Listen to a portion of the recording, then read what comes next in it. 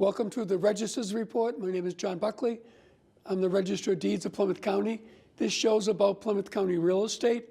We're going to be talking about the recordings for the month of October, and we're going to have a great guest on the show, Tom O'Brien, talking about a very innovative Plymouth County program relative to employment benefits for former and current employees of cities and towns. And we're going to go right to the numbers. So as far as sales of property go for the month of October, we recorded 985 deeds in October, down from the 1,000 in September. However, up 10% from last October. And for the first 10 months of the year, we're up 4%, a pretty healthy trend in sales of property in Plymouth County. Next document you're going to see as an image is mortgages. There were 1,989 mortgages recorded in October, more than the 1,894 in September. However, mortgages are down 10% compared to last October and 10% year to date. A lot of people have stopped refinancing, even though the rates have only gone up slightly. Most people have already taken care of bringing their interest rate down, and so you're seeing that drop. The next image you're going to see is of foreclosure deeds. A foreclosure deed is when a lender has taken back a property from the owner, usually for non-payment. There were only 38 foreclosure deeds in October, less than the 53 recorded in September, 46% less than last October, and for the first 10 months of 2017, it's 11% lower than last year. The next image you're going to see is of foreclosure notices, which is the first document you see recorded at the registry to show someone's in trouble. There were 74 foreclosure notices recorded in October, more than the 43 in September, but 46% less than the 137 last October. Year to date, we're down 36%. You're going to see a listing of foreclosure deeds and notices by community. You'll note this month, Plymouth had more foreclosure deeds than Brockton. Usually it's the other way around, and they're always the top two communities in the county. Our next training room, a free opportunity for the public to learn hands-on efficient search of our records, will be on Thursday, December 7th, beginning at 9 in the morning. Please call in advance to register, as space is limited, at 508-830-9290. Beware of deed scams that are out there. Our next office hours will be held in Marshfield Town Hall on November 30th. We've had presentations about the homestead over the past couple months. West Bridgewater on November 27th is coming up. In Rockland on November 29th is coming up. I have a great guest on the next segment of the show, Plymouth County Treasurer Tom O'Brien, talking about post-employment benefits and how they affect the bottom line in your bond rate at your local community. So please pay attention to that. It's a very good program offered by Plymouth County. We'll see you in the next segment. You think you're probably sober? Yeah. But you're thinking about taking the back roads home, just in case. If you're probably sober, then why would you do that?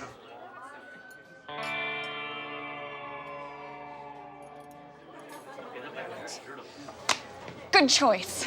Probably okay isn't okay. If you see a warning sign, stop and call a cab, a car, or a friend. That's a full glass of wine. I'll be chatting you later. Welcome back to the Register's Report. Again, my name is John Buckley. I'm the Register of Deeds of Plymouth County. In this segment of the show, we always have something educational in nature. We've had title examiners, realtors, surveyors, appraisers, everyone involved in the real estate business. We're going a little different direction today, but I have a great guest. I have County Treasurer Tom O'Brien. Tom, welcome. Thank you. Thanks for having me. Am I your first treasurer? You're my first treasurer. Excellent. Important to be number one. Yes, and I did think it was important to talk about this great county program that you kicked off for Plymouth County and has been very successful in attracting other communities into this program, all relative to future retirement and benefits. So you're talking about the Plymouth County OPEB Trust, Yes. also known as PCOT. PCOT. You were there at the very beginning, John. Yes. And thank you for having me and the chance to talk about it. It has been a hugely successful program. As you'll recall, back on January 15, 2015, I made a presentation to the Plymouth County Commissioners to create this program. And really the genesis, John, of the program was the work of the advisory board, which you and I get to go to on a fairly regular basis. And we'll again. Yeah, we'll go So, again. yeah. For those who don't know, Plymouth County has an advisory board made up of one member of each of our Board of Selectmen for the 27 communities in Plymouth County. And over the years, they'd been asking me to try and come up with a way, a better mousetrap, if you will, to invest OPEB funds, other post-employment benefit funds, on behalf of municipalities. Because up until the creation of PCOT, Plymouth County OPEB Trust, we only had two options. The first option was to do it on our own, whether that be Plymouth County or any of our towns. And that was a bit challenging. It was expensive. It came with legal costs. It came with administrative costs. It came with auditing costs. It came with accounting costs. And as you know, I don't have a very big staff at Plymouth County. We have a very small team of 4. And so that really wasn't an option for us at Plymouth County, and it isn't an option for a lot of the towns, or wasn't an option for the towns. The other choice that we had was to invest with PRIT, the state fund, and invest alongside of them. That was a fairly good option because they have a pretty good rate of return. They discount a lot of their costs because they have economies of scale.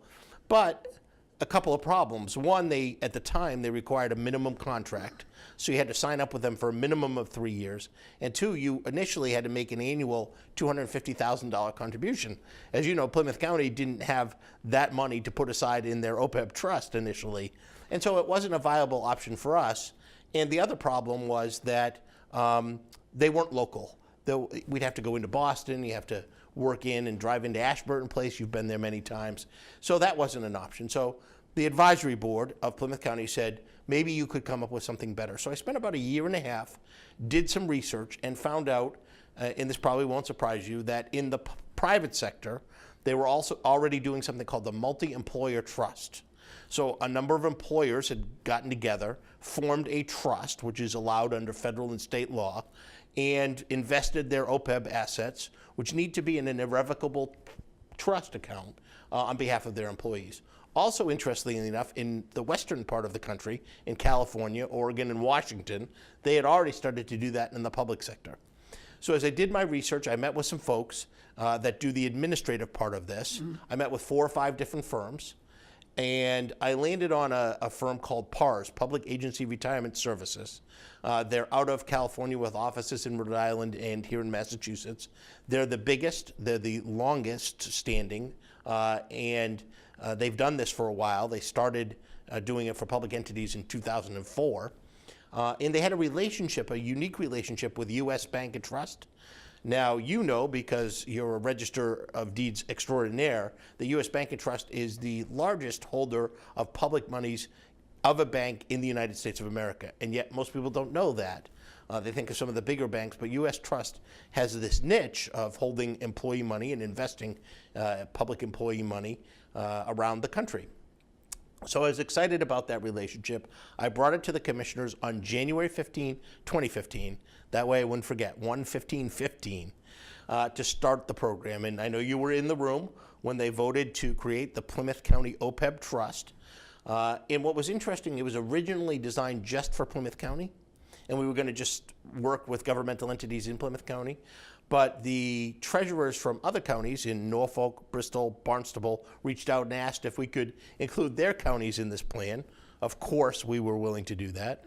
The commissioners voted to allow it to include those other counties as well. And they created this OPEB trust for governmental entities in those 4 counties. Could I just ask you to back up a little bit, because some of our viewers, not being experts in municipal or county finance, wouldn't understand post-employment benefits generally and the importance of doing what this program does. An excellent point. So when we talk about OPEB, what we're talking about is other post-employment benefits, which is essentially health insurance. Right. So people are familiar with the pensions, Right. whether they're in the public sector or private sector, but they don't realize that governmental entities are now required to fund their health insurance costs. Required by regulation. Right. Which regulation? So it's set up by GASB, the Government Accounting Standards Bureau, and it originally started as what's called GASB 45, so it was their 45th regulation, if you will. It's now transcended, and they've come up with GASB 74 and 75, so those are the current rules that we're funding OPEB under. So essentially, and it's an excellent point, every municipality in the country has to determine what their liability is. They did that under GASB 45. The liability to cover the health insurance cost of all of their employees for the rest of their life. And then they have to begin to fund that. All current and former. All current and former, that's correct. Right. And so you can imagine that's a big number. Right. And maybe I'll have to come back on and talk about what that means for each individual governmental entity, but I want to talk about PCOT and what happened once it was created. Before you do that, though, just the communities that report with audits, in the audit itself, it identifies how strong they are in that particular program. So it does, and I guess we'll talk about this, and maybe you'll have to have me Okay. back to talk about Okay. what we've done with the program, because you're absolutely correct. GASB 45 required communities around the country to identify this liability, to say, all right, every single one of your employees, past and current, how much is it going to cost you to fund their health insurance for the rest of their lives? For Plymouth County, that number was over $32 million. GASB 74 and 75, so all GASB 45 did was say you have to identify it. So communities went out, they did a GASB 45 report, they identified the liability, and then nothing. Very few communities or municipalities or governmental entities were doing anything about it because GASB 45 didn't require them Not to. funding it, you mean? That's correct. Not funding it. They just said, okay, this is our liability. We know what it is.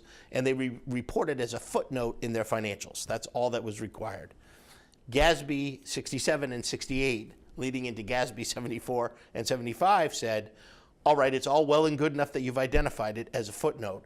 However, starting in fiscal year 18, which began on July 1st, 2017, you're required to list it above the footnote in your financials as a liability. So the severe impact of that was a community would be humming along and understanding they had this liability, have it as a footnote. All of a sudden, as of this fiscal year, they had to move it out of the footnotes into their financials, and it hit their net assets. As a liability. As a liability. And so a lot of communities went from a positive net asset to a negative net asset simply because of this rule and regulation that had been implemented. And so it created a real impetus for the communities to begin to think about putting monies into their OPEB trust, and we're one vehicle that they have an option to do that in. And we've seen a flurry of activity as a result of this GASB because communities are looking at their net asset report and seeing their net assets go down. The good news, though, we don't want to cause any concern. We don't want to cause any panic or worry. However, people should pay attention to it. People should pay attention to it, and they should begin to fund it. But the federal government and most auditors recognize that this is going to take time.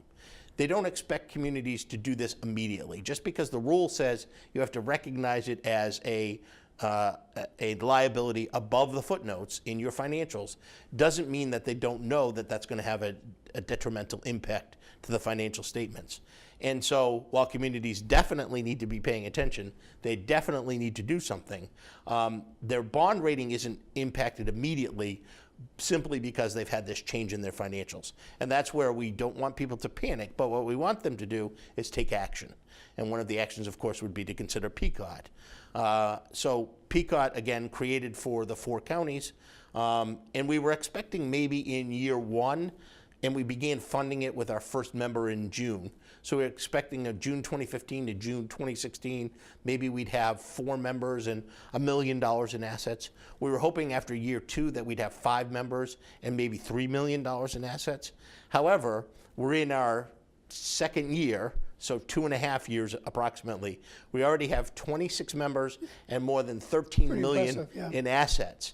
It has been a wildly successful program, more so than we could ever have imagined. I think even more than the commissioners thought it would be. And a good service for the county to provide. It's a fantastic service for the county to provide because it saves our towns and cities all of that administrative cost I mentioned at the very beginning of the program, all of the legal cost, all of the auditing cost, because it's being done by Plymouth County OPEB Trust, PCOT, with PARS and U.S. Bank. U.S. Bank is the custodian, PARS is the administrative So I'm service going to ask you team. twice to give your contact information, particularly if there's a selectman, a finance committee member, or somebody involved in the financial management of a town. They want more information. How do they reach you?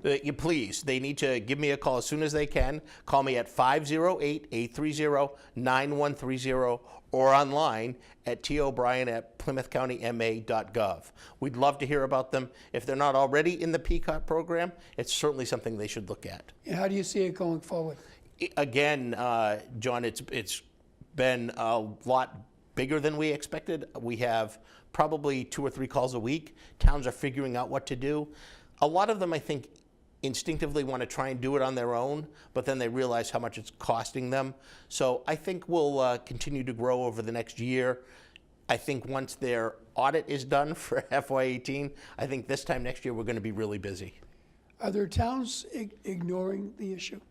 I don't think intentionally. I think there are towns that know it's out there but don't know what to do. They're concerned. And that's why PCOT is such a good option. By simply signing up for PCOT, you don't have to fund initially. That's one of our advantages. You can sign up with us and fund as you can, whether it's a town that has a legal settlement and they get money in, they decide they want to put it to OPEB, or their free cash number goes up and they want to dedicate that to their OPEB liability. We're a full service, anytime you need us, opportunity to invest. So I think towns are going to begin to do it a little bit more regularly than they have. But towns recognize the issue. They know they need to do something. Some of them aren't sure exactly what they need to do, and really they should give me a call. Can I give the number again? Sure. Yeah, so 508-830-9130, and the email address is tobrien@plymouthcountyma.gov. So basically what happens is there's an identified number that's considered almost like a deficit against your assets. Not almost like, it is considered It is a liability against your assets. So are there any things within the rules as to how long they have to be current, shrink that liability? No, it's another great question, because we know that pension liabilities have to be fully funded by a certain year. Right. Here in the Commonwealth of Massachusetts, they extended that out to 2040. You'll be happy to know that the Plymouth County retirement system is going to be fully funded by 2029. But they have not done that yet for OPEB liabilities. And it's interesting, I think they will down the road, but right now they figure that the requirement for communities to list it in their financial statement is enough of an impetus to get them to fund it. I think if that doesn't happen and communities don't take it seriously, they'll set out a funding schedule and probably say it needs to be funded over 30 or 40 years. And that's a reasonable enough time frame for a liability of this scope and size. So what is the organization that brought this all to a head? I mean, obviously, for years, people had that liability, but they didn't even have the GASB beginning point. Which agency? Was it a federal agency or a state agency? So GASB is a federal agency, the Government Accounting Standards Bureau, Okay. and they were the ones that basically said you had to quantify this with GASB Right. 45. And that's why when you hear terminology discussed with relation to OPEB, you hear them always start and talk about GASB 45. Okay. I had to get my GASB 45 report done. Okay. So that was the real first recognition. People knew this liability And that existed. year again was what? Oh, that GASB was required. I think GASB came out with the requirement in the early 2000s, but you weren't required to actually produce a GASB 45 report until about 2006, 2007. And then it began going on your audits? Well, it didn't begin to go on the audits until GASB 67 and 68 came out and said you have to do it as of fiscal 18. So it began to go on as a footnote back in 2004, 2005, but it was just a footnote. So once you produced your GASB 45 report, you identified the liability. Let's use Plymouth County as an example. we did our GASB 45 report. We identified the liability, $32 million. So it was footnote into our financials. This liability is $32 million. We actually are fortunate in because we have a very good financial team. We were actually ahead of the curve. We recognized this was coming down the road and that it would need to be listed above the footnotes. And so that's already started in Plymouth County. So in our last audit, we've already listed it above the footnote. And by creating and joining PCOT and beginning to fund our liability, we've reduced our liability from $32 million down to $24 million. And so it's had a very less of a negative impact on us, and actually by doing what we've done has improved the financial stability. As you know, as the Register of Deeds, we do have bonds out on the street. We've bonded for the Registry of Deeds building. And so Wall Street watches what we do, and they have been exceedingly impressed with the fact that we're beginning to fund our OPEB liability at the level and measure we already are. And so that would certainly apply to cities and towns that are bonding for municipal buildings like schools. In fact, one of my favorite stories is the town of Carver was an early adopter of PCOT. They were in the process of going out for a bond on their elementary school, the John Carver Elementary School. By simply joining PCOT and beginning to fund, they improved their bond rating twofold. I don't know exactly what it went up to, but their bonding agency recognized that they had taken this liability, quantified this liability, and were beginning to fund the liability. And so it had that impact. In fact, Selectman Ron Clark from Carver, he has been a very big proponent of the Plymouth County OPEB Trust because he saw the positive impact on his community in Carver. And we've had a number of communities join. Our most recent bigger community was the city of Weymouth. And they did about 6 months of due diligence to decide whether they were going to do it on their own, go to PRIT, or invest with PCOT. And we were very pleased that their entire fiscal management team decided that PCOT was their best option. So I think you gave a great overview. At some point down the road, we'll come back and see what the progress has been, but can you share your contact information one more time? One more time, sure. So give me a call. And why they should call you? Well, they can call me if they have any reason at all to reach out to the Plymouth County Treasurer. But if you're interested in PCOT and what we're doing, please give me a call at 508-830-9130. Email me at tobrien@plymouthcountyma.gov. Or, and I forgot to mention this, you can go on the Plymouth County website and look under a link. There's a link for PCOT, and you can get more information there. We have a frequently asked questions site and sheet that's usually pretty helpful to people. Great. Well, thank you. You're welcome. And I think that was great information for the public, and they should check with their selectmen as to whether they're in or not. They should. Thanks for having me. Yeah, great. I want to eat apples and bananas.